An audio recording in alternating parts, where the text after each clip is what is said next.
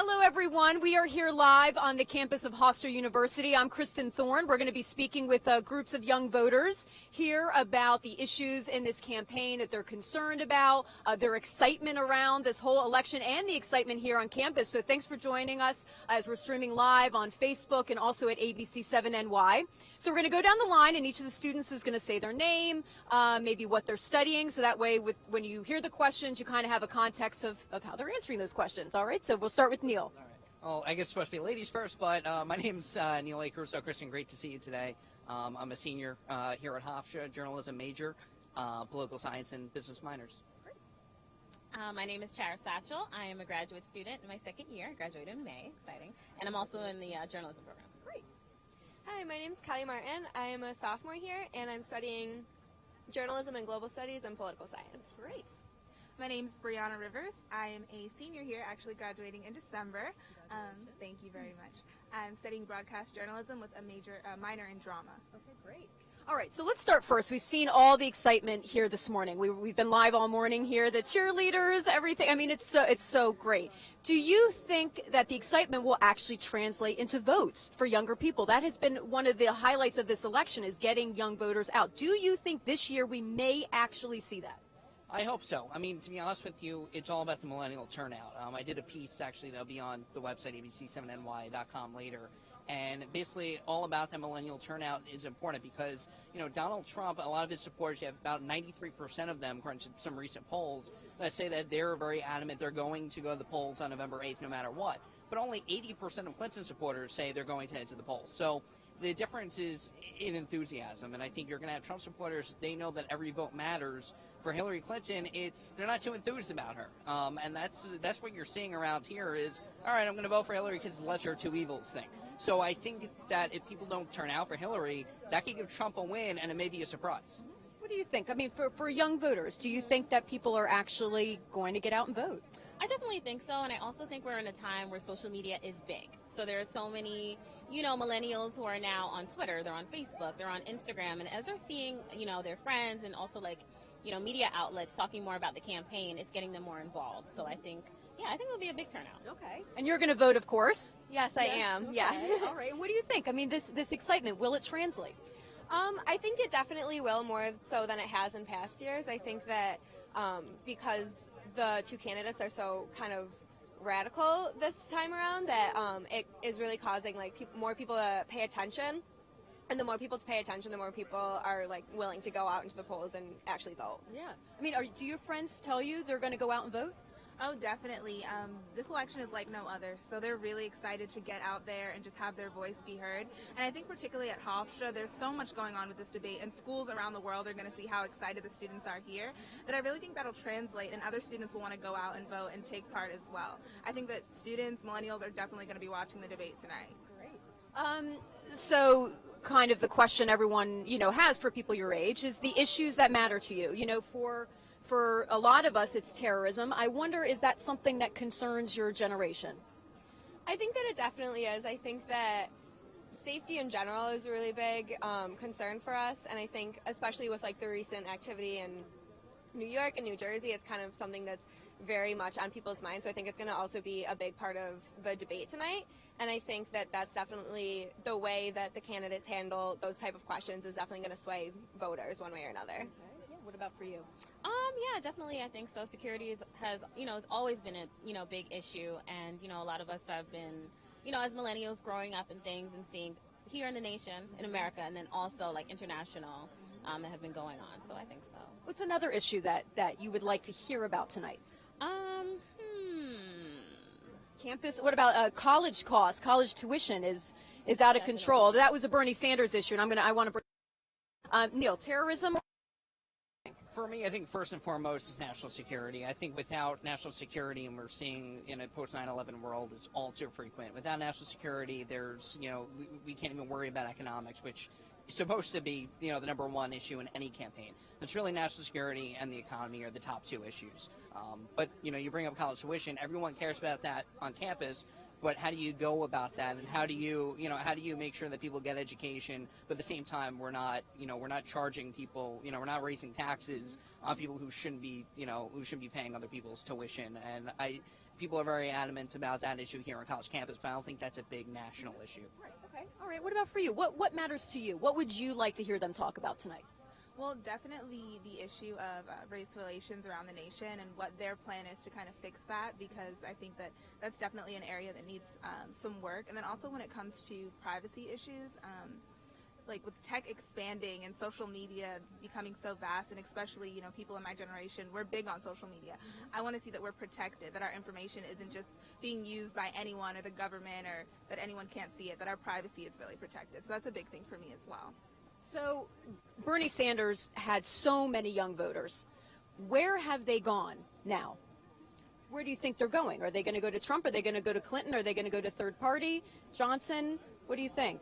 I think it's going to be mixed. It just depends on, you know, how everything turns out over the course of the next couple of debates. You know, students want to see what they really have to say. I mean, we've been following it in the media, and, you know, there have been some things Clinton has been doing and then some things Trump has been doing. So, you know, we just want to, you know, see it played out on the battlefield. Yeah. I think, I mean, especially on the college campus, I mean, I even saw, we went to New Hampshire, and I covered the primary down there, and there was a group of Hofstra students who went down to New Hampshire, and they were so into Bernie Sanders at the rally, it was insane. And it was something like I've never seen before. I mean, the size of the rally, and they're very passionate, but I think they're more angry voters, kind of like what you see on the Trump side to some extent, that they're angry at the system. They want the establishment system blown up. You'll see some of them go to Trump, and then from people I talk to here, I think a lot of them just say, you know what, by default, I'm just going to go to Hillary, but I'm not enthused by it.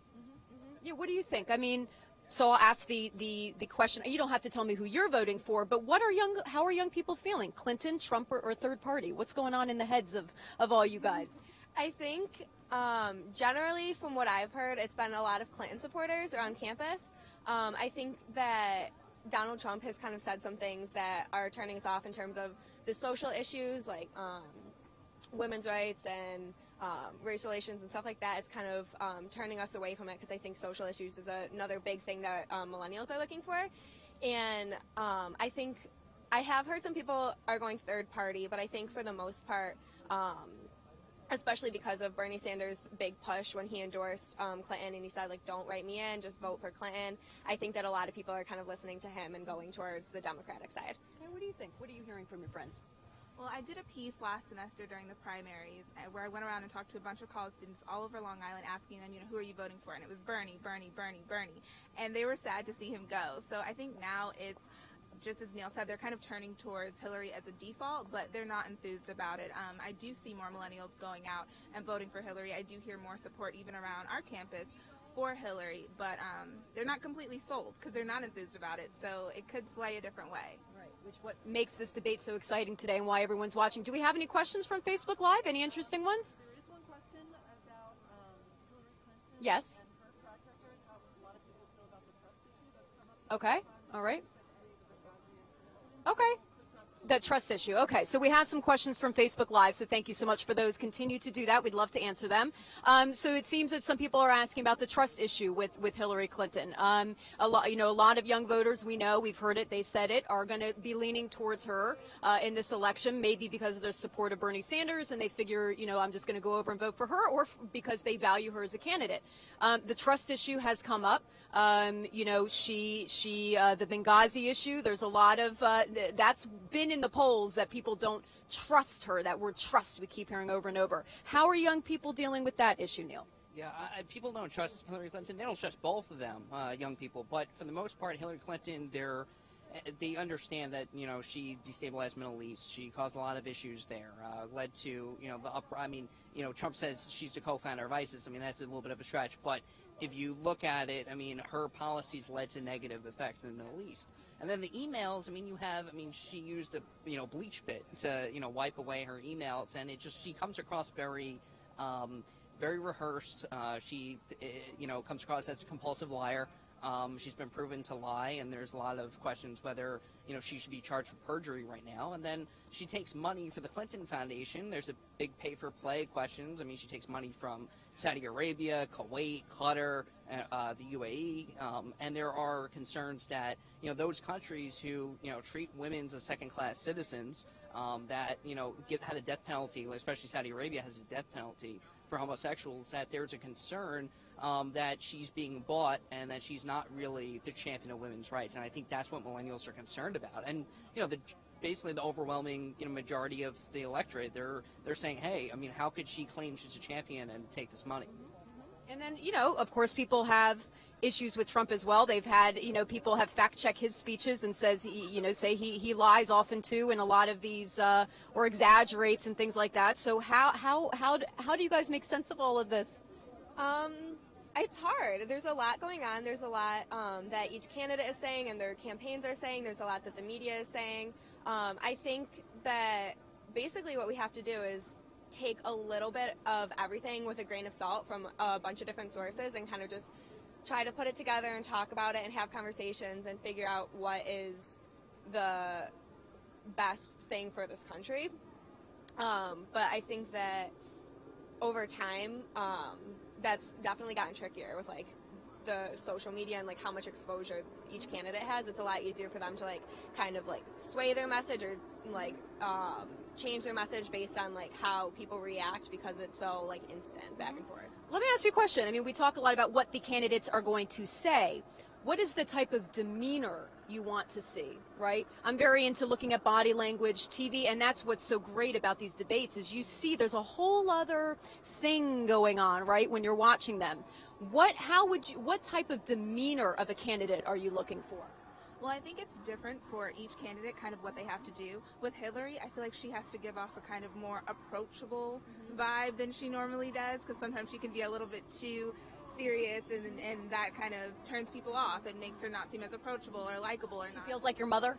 Yeah, a little bit, so that's one thing for her. And then I think that with Donald Trump, it's kind of the opposite. He has to show a little bit more of that serious character, that he's not, making faces, mocking people during the debate, mocking the moderator, mocking the other candidate. He has to be a little bit more presidential. Yeah. So the two of them maybe meet in the middle a little bit, Right. What about you? What would you like to see? A demeanor from a candidate? Well, basically, I guess with Donald Trump, he just has to be a little bit softer too because he's been a little bit outrageous, I feel, media-wise. And then with Hillary, kind of bouncing off Rihanna, she needs to be she kind of gives that mom feel off a little bit, but she probably has to calm that down a bit. So. Right. What about for you? I think Trump has to stay on message. I think the polls have shown that since Kellyanne Conway took over as his campaign manager, that he's been on message, he's stayed on teleprompter, and he's resonating with people. He's met with the Mexican president. He met with Benjamin Netanyahu yesterday, the Israeli prime minister. So I think that's the fact that he's staying on message and talking about real important issues is good for him. But he has to, in a non-rehearsed, rally, he has to be able to stay on message tonight. Also, he can't demean Hillary Clinton. I know there's a lot of questions about will he bring up, Bill Clinton's sex scandals and accuse her of, playing a part in that.